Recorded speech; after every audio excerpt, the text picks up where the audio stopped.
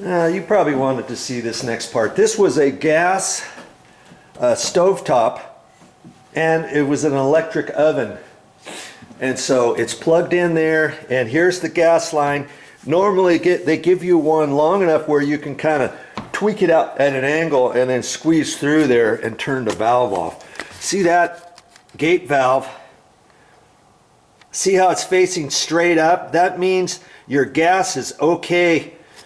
Your gas is on when it's straight up like that. So I'm going to have to turn that either to the right or the left. I think probably to the right.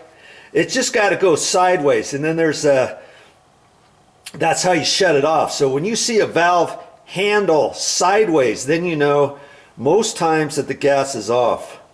Okay, that's how most gas ones I've ever seen. Okay, so I'm going to undo it, or I'm going to shut it off there. Okay, then on this flexible line, I'm not going to disconnect it over there. I'm going to disconnect it, probably going to disconnect it right from there. And then I'm just going to kind of leave this pooched up in the back, you know, up here off the floor. This is flexible line.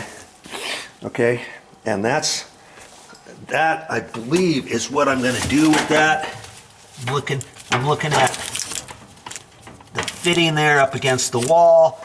I think for the sake of argument, this one might be easier to loosen up. And see, there's a nut. There's a nut on the oven, and then there's that other nut. So you have to grab the one nut with a pair of pliers before you turn the one that's attached to the yellow.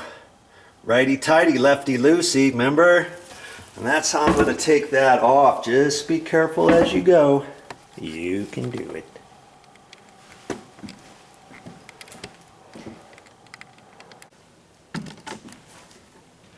Well, that's all I have for this time. But I'll be back with more videos.